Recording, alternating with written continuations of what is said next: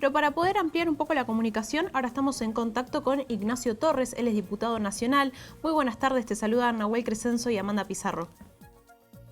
Hola, buenas tardes, ¿cómo están? ¿Qué tal? Gracias por esta comunicación. Ignacio, ¿cuál fue el principal motivo para que se retomen estas actividades? Sí, la realidad es que hoy Chubut, en términos sanitarios, está bastante mejor que otros distritos y el mayor problema que tiene, que no tiene que ver con variables exógenas, como por ejemplo el coronavirus, es económico. Y hay muchas ciudades que no tienen casos de coronavirus, por lo tanto, progresivamente se pudo flexibilizar algunas actividades, no todas.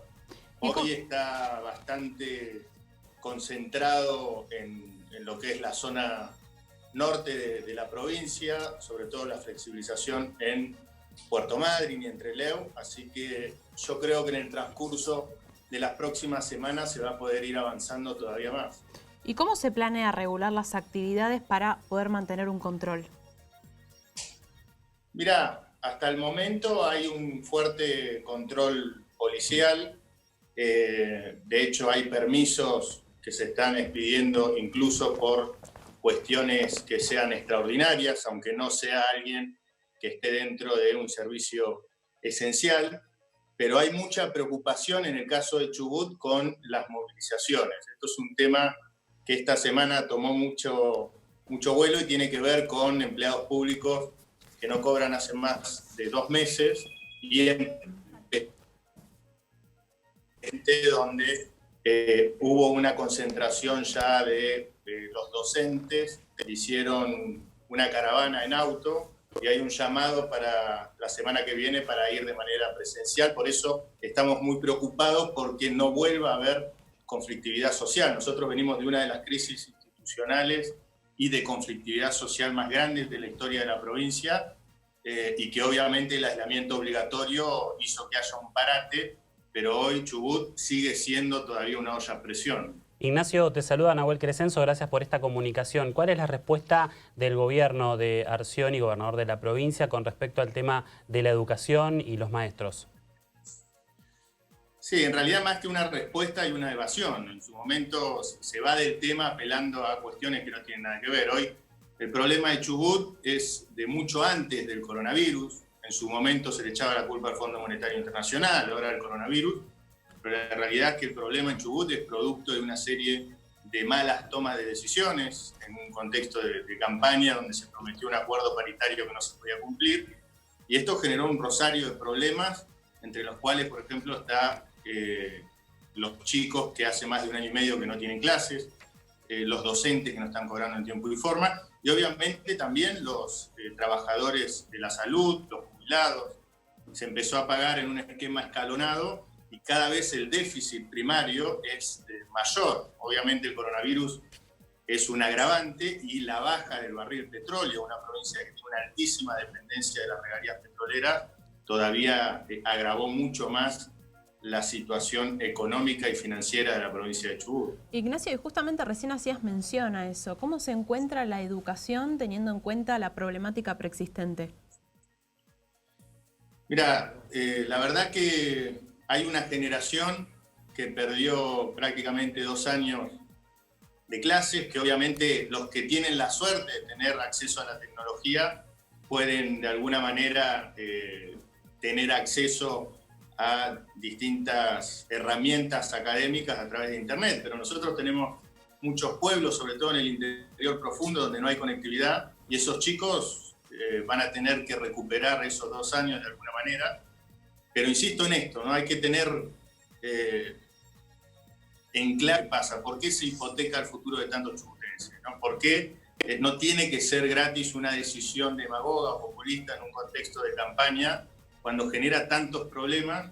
Y hoy muchos chubutenses, miles de familias, la están pasando realmente muy mal, es una situación muy angustiante, con el agravante de la situación de la pandemia, ¿no? Porque la preocupación en Chubut no es, por ejemplo, si el sistema sanitario va a colapsar.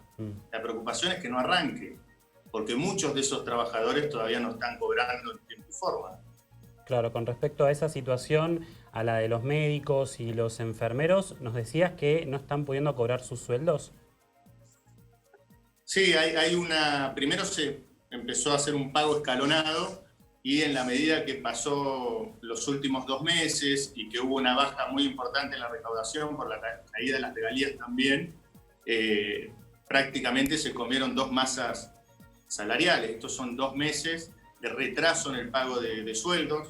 Se votó la emergencia sanitaria hace poco, donde se prioriza el pago a los médicos, pero tanto la salud pública como la salud privada, que también tiene que cobrar prestaciones de la obra social de la provincia, están en una situación realmente muy, muy compleja, es preocupante. Por eso nosotros lo que planteamos es de estos más de 700.000 millones de pesos que se están emitiendo y que va a todas las arcas del gobierno nacional, que se coparticipe, que no se contemple de manera discrecional dónde va ese dinero, sino que realmente haya una mirada federal donde las provincias y de manera secundaria los municipios tengan acceso a ese dinero. Los municipios que hoy son la trinchera donde todos los días tienen que estar atajando muchísimos problemas y no tienen la posibilidad que tiene el gobierno nacional de emitir dinero para financiarse.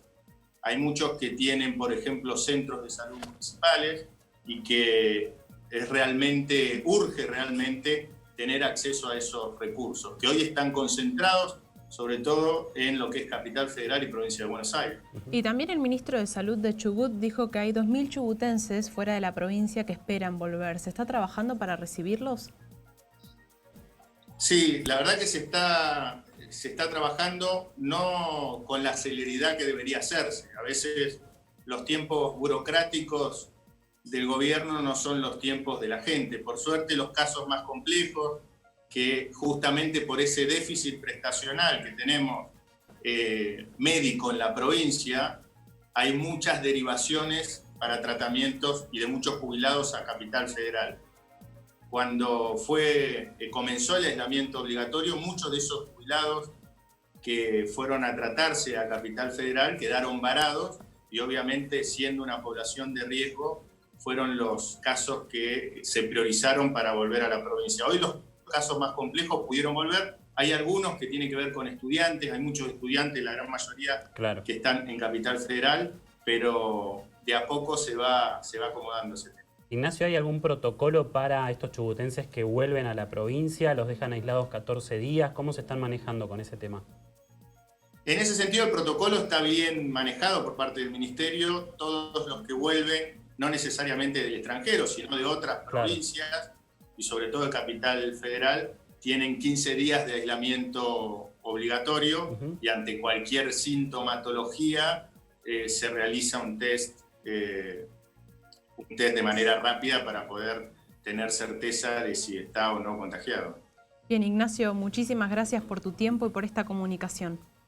No, por favor, gracias a ustedes. Ahí lo escuchábamos a Ignacio Torres, diputado nacional, contándonos un poco cuál es la situación de Chubut, ya que van a retomar con las actividades de los shoppings, los hoteles y también algunas actividades deportivas.